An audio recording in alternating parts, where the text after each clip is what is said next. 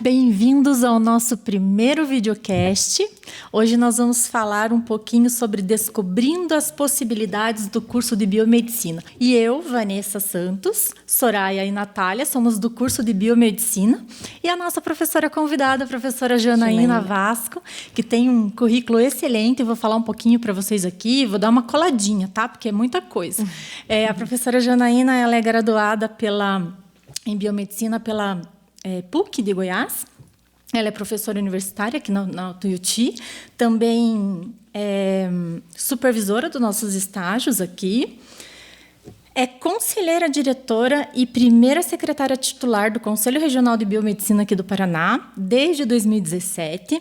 A professora ela é especialista e mestre na área de microbiologia e parasitologia clínica e também é habilitada pelo CRBM de Goiás nessas mesmas áreas. Muito bem-vinda, professora Janaína. Obrigada por estar aqui conosco, né? Trazer aí o seu conhecimento, repassar algumas coisas da área de habilitação e atuação do biomédico, né? E nós vamos falar um pouco disso, sobre a versatilidade desse curso, né, Soraya? Isso aí. Olá, meninas. Professora, obrigada por estar com a gente aqui nesse nosso projeto, que vai dar muitas dicas para futuros colegas e até mesmo para quem está dentro da faculdade. Então, vale ressaltar que o curso de biomedicina, além dele ser muito versátil, ele traz bastante oportunidades para nós como estudantes, né? E é importante ainda eu falar que o curso de biomedicina aqui da Universidade Tuiuti do Paraná, a gente sai formada e habilitada em patologias clínicas, que mais conhecidos como análises clínicas. Não é isso mesmo, professora? Isso mesmo, Soraya.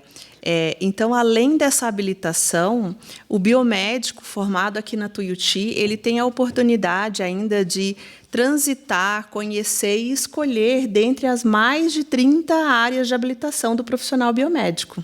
Isso é muito interessante, né? E, professora, por curiosidade, assim, né? Quantas habilitações o curso de biomedicina nos possibilita a fazer? Natália, a biomedicina ela tem mais de 30 áreas de habilitação. São no total de 33, mas às vezes a gente desmembra algumas delas, como a pesquisa e docência. Então, nós temos mais de 33 áreas de habilitação para o biomédico atuar. Muito legal. E é muito bacana, né, professora? Porque além de sairmos habilitados na patologia clínica, né, que é análises clínicas, nós também temos a estética, que muito se fala, né? E não só a estética, né, professora? A senhora pode explicar um pouquinho como que funciona isso para a gente?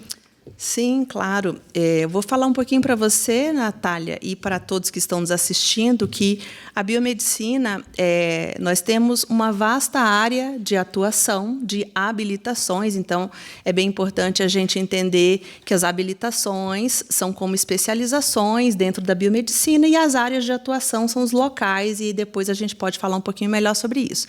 Mas você tocou na biomedicina estética. Então, a biomedicina estética é uma área de habilitação bem procurada pelo acadêmico que busca o curso de biomedicina e também pelos profissionais formados. Muitos biomédicos formados procuram essa área. Então, a biomedicina estética é uma habilitação que cresce muito, porque é uma área que promove um bem-estar físico, estético, ajudando em procedimentos que previnem o envelhecimento fisiológico, por exemplo. E o biomédico e o profissional biomédico devidamente habilitado, ele pode trabalhar com procedimentos minimamente invasivos, como o botox, os preenchimentos, dentre outros. Professora, há pouco tempo eu fiquei sabendo que até fui atrás e entrei com a parte toda de papelada para entrar com essa minha segunda habilitação em estética, né? Mais ou menos, seriam 500 horas ou 720 horas que a gente precisa cumprir para sair com essa segunda habilitação em estética? Sim, então, vamos entender uma coisa. Para sair da graduação, então, enquanto graduação, o aluno precisa cumprir a carga horária de 500 horas para sair habilitado em qualquer área da habilitação. A gente tem que lembrar que tem uma área bem específica, que é a perfusão extracorpórea. Essa é diferente a forma de se habilitar, então nós não tem essa possibilidade durante a graduação. Mas as demais, 500 horas de estágio é o mínimo, 500 horas ou mais de estágio supervisionado, tem que lembrar disso, que o estágio deve ser supervisionado, pode ser o não obrigatório, mas precisa ser o estágio supervisionado, e a carga horária mínima é de 500 horas. E esse estágio não supervisionado tem que ser obrigatoriamente feito por um biomédico? Não, a gente, dentro da biomedicina, é permitido, sim, que outros profissionais da área, devidamente habilitados nas suas áreas específicas, supervisione esse estágio. Mas a gente tem que ter, dentro da graduação, dentro da instituição de ensino, um professor docente supervisor. Perfeito. Isso é muito interessante, né? E, prof, como que funciona a questão da atuação e habilitação, né? E quais são as formas de conseguir após a graduação? Ah, sim. Então, nós falamos sobre a habilitação, conseguir essa habilitação, né? Ou tentar realizar esse estágio para depois solicitar para o conselho, lembrando que quem confere essa habilitação é o conselho. Então, depois de graduado, o aluno, então, ele tem 3 outras formas de se habilitar. Essas formas podem ser, então, a pós-graduação. E aí é bem importante a gente ressaltar que a pós-graduação ela deve sempre iniciar após a graduação. Então, o nome já diz pós-graduação. Então, sim. isso é uma resolução do MEC, do próprio MEC, né, do Conselho Nacional de Educação, que diz que é estritamente proibido ao aluno iniciar sua pós sem ter terminado sua graduação, a não ser que ele já tenha uma segunda graduação. Tá? Então, uma das formas seria a pós-graduação. Depois, nós temos a prova de título pela Associação Brasileira de Biomedicina e temos também as residências multiprofissionais, que também seria a terceira forma de se habilitar. Perfeito. E, professora, você podia dar mais alguns exemplos assim, para a gente na área da atuação clínica e as suas habilitações, sem ser da estética? Ah, claro, é um prazer, assim.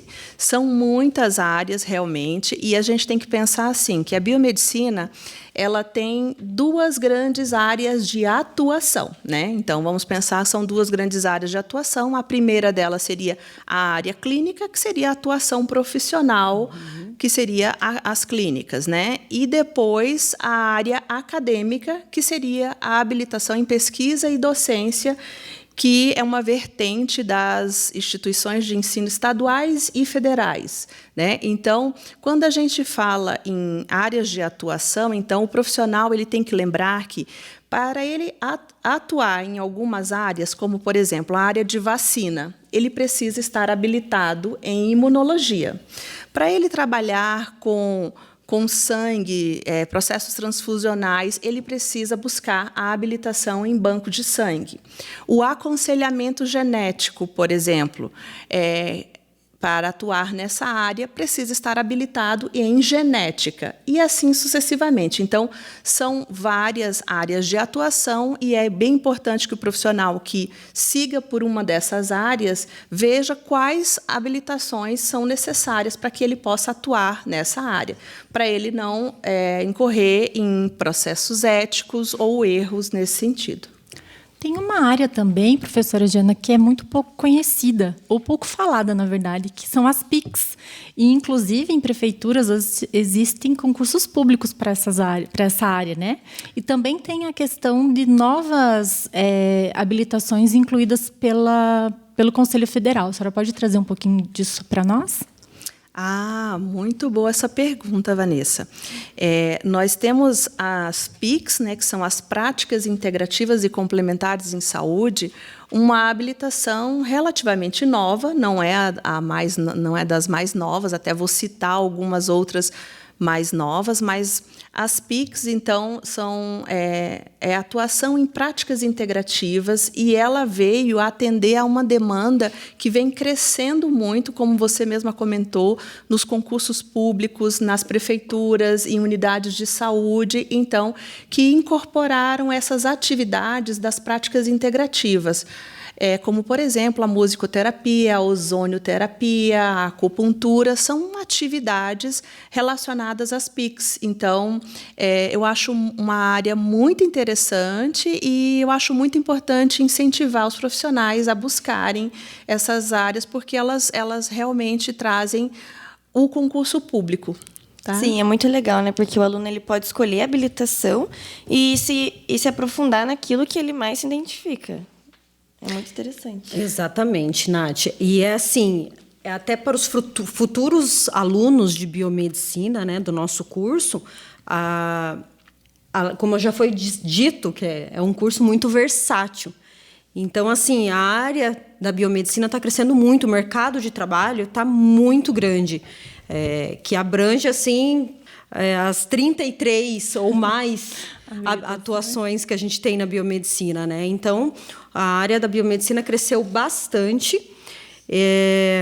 inclusive até para a gente poder sair com muito mais conhecimento. Vou dar um exemplo até que a gente já falou sobre o Botox. Sim. Hoje em dia, cada esquina a gente tem alguém fazendo uma aplicação de toxina botulínica.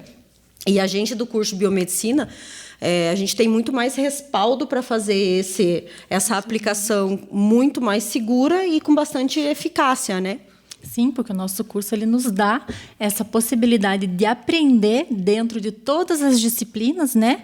Trazer um contexto geral para que a gente possa ter habilidade, mas claro, saindo habilitado, né, como a professora Janaína já comentou aqui, ou se não, buscando uma pós-graduação, após a formação, para que nós possamos também ter essa habilitação, né, prof? E é muita coisa, né? Sim. Abre muitas áreas que o pessoal nem imagina. Exatamente. Sim. E dentro de todas essas possibilidades, né, a gente está convidando a todos os que nos assistem, né, futuros biomédicos, para conhecer também um pouco do nosso campus aqui.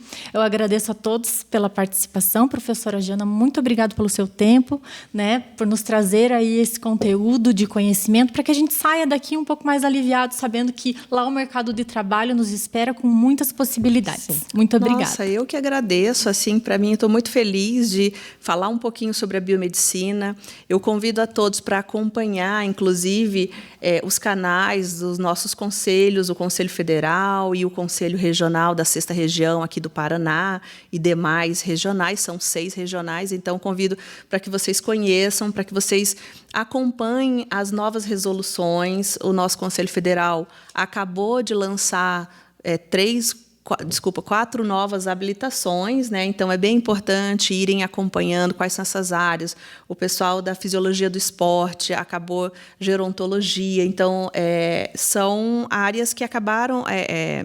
Eu até coloquei aqui uma colinha também para ver a biofotônica, a gerontologia. Então, esportes e prática de exercício físico são habilitações bem novas. Então, o Conselho lançou agora, o Conselho Federal, né, o CFBM, essas novas habilitações. E, dentre isso, também resoluções que ditam atividades das habilitações já existentes. Como vocês citaram bastante a biomedicina estética, uma resolução muito interessante para o biomédico esteta é a resolução de que esse profissional ele pode solicitar exames. Então, é nova e também é importante vocês que vão para essas áreas entenderem o que rege a área e o que é possível fazer enquanto profissional. Então, eu quero agradecer imensamente o convite e muito obrigada a todos. Obrigada. Nós vamos deixar nos créditos depois o site da CRBM para que as pessoas tenham acesso a essas resoluções. Sim. Tá joia? Obrigada.